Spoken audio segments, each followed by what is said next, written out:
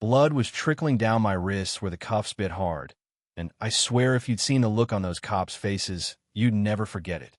There I was, 6 guns drawn on me, my kids, crying on the front porch, my whole life spun upside down because one neighbor with too much time and too many assumptions made a call she'd never have made if my skin had matched my zip code. And I said something, just a quiet little sentence that wiped the smugness clean off every single one of their faces. You ever wonder what had happened if the wrong man, with the right power, finally decided not to play along? Let me tell you how a Saturday morning in Oakwood Heights became the moment I stopped swallowing injustice for the sake of fitting in. The sun had barely finished warming the kitchen counter, and I was trying to glue Saturn's rings back on a Maya's science project, pretending I wasn't worried about Lisa working a 12-hour shift to the hospital. Jamal was out in the driveway, dribbling a basketball like he was born with it, and honestly, for a second, life felt good. We'd moved into this neighborhood 3 months ago, the only black family for 5 blocks, and every week I told myself we were doing the right thing for our kids. But you know that feeling like someone's always watching, waiting for you to slip?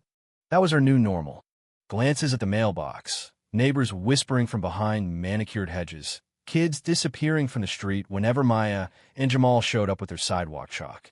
It was supposed to be a regular Saturday, pancakes and errands, just another family trying to make memories. But across the street, Karen Whitfield, the self-appointed neighborhood watch queen, was staring at us again, coffee mug trembling in her hand like she'd seen a ghost. She'd lived here for years, memorized every routine, every car, and she made it her mission to keep an eye on what she called community integrity. I loaded the kids into the SUV, Jamal darting back to the garage for his ball, and in that split second, Karen decided to dial the cops. Claimed she saw an armed black man forcing kids into a car, added a little drama for the dispatcher, painted me like a monster in my own driveway. We didn't make it 2 blocks before the sirens caught up. 6 patrol cars, lights blazing, boxed us in like I'd robbed a bank. Guns out, voices barking commands so fast my kids started screaming. Maya was sobbing. Jamal tried to record on his phone, 12 years old, and already he knew he needed evidence just to feel safe. The lead cop, Brennan, was built like a linebacker, eyes cold, his whole vibe screaming, I get away with this every day. He told me to get out, hands where he could see them. The kind of moment that could end a man's life over nothing. You know what I mean? I kept my voice, steady FBI training will do that, but nothing prepares you for seeing your own kids stare at you like you might not survive the next minute. My name is Terrell Washington. This is my family. We live at 1425 Oakwood Drive. What's this about? But Brennan didn't care.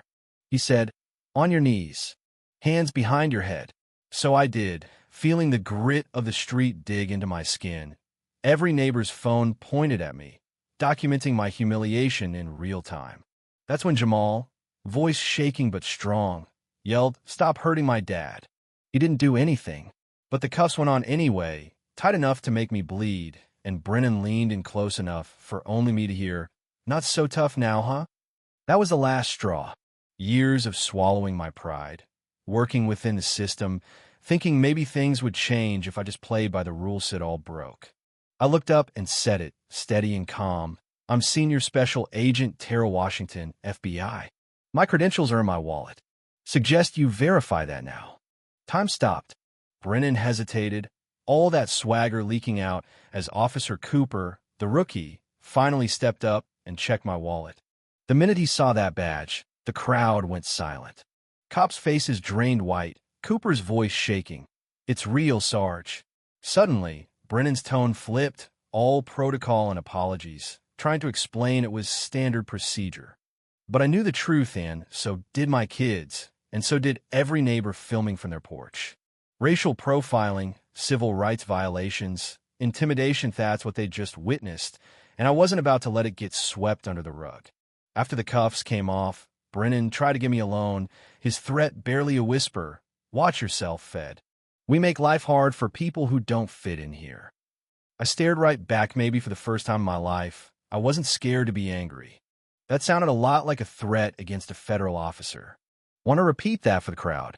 He backed off, but I knew this was just the beginning. Lisa came home and saw my wrists, her voice tight.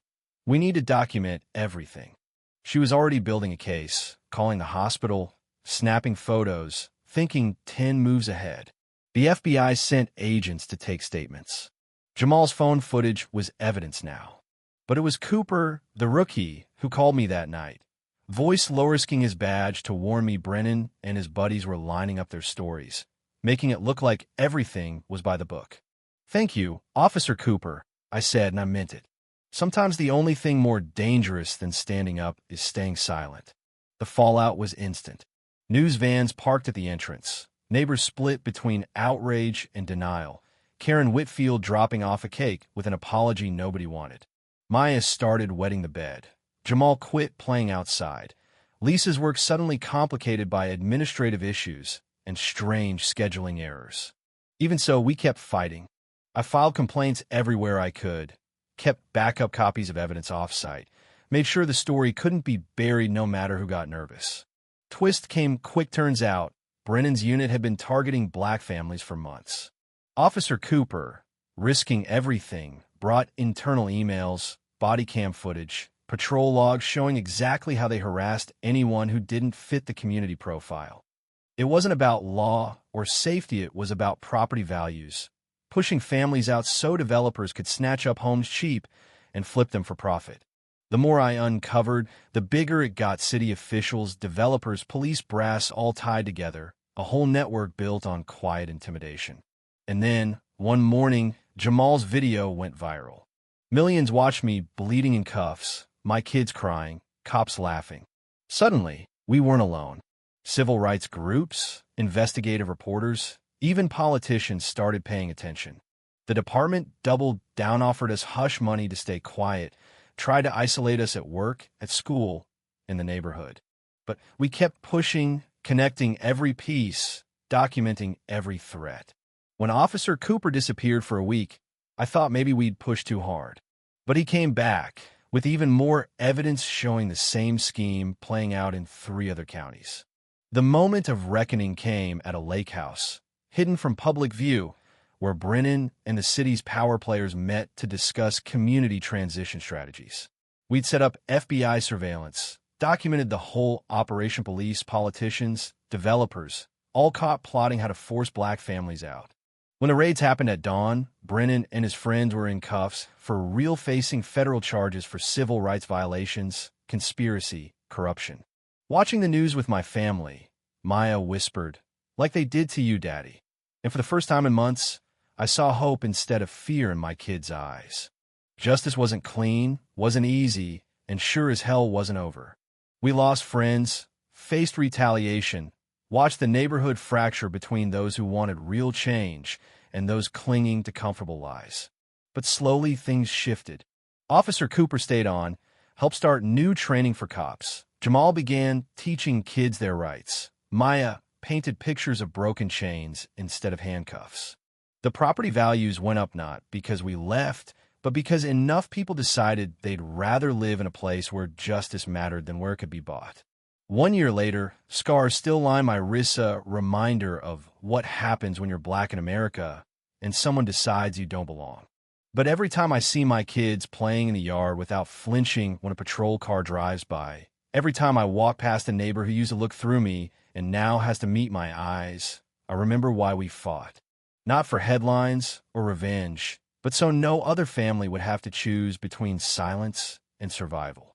So let me ask you, what would you have done? Stayed quiet for your family's safety, or risked everything to bring down a corrupt system? Would you accept a settlement to keep peace, or force the truth into the light, no matter the cost? Comment below with what justice means to you. And if you believe ordinary people can change broken systems, if you think courage means refusing to let wrong become normal, hit like, share this story, and let's make sure silence never wins again. You never know how much your voice matters until the day you decide to use it.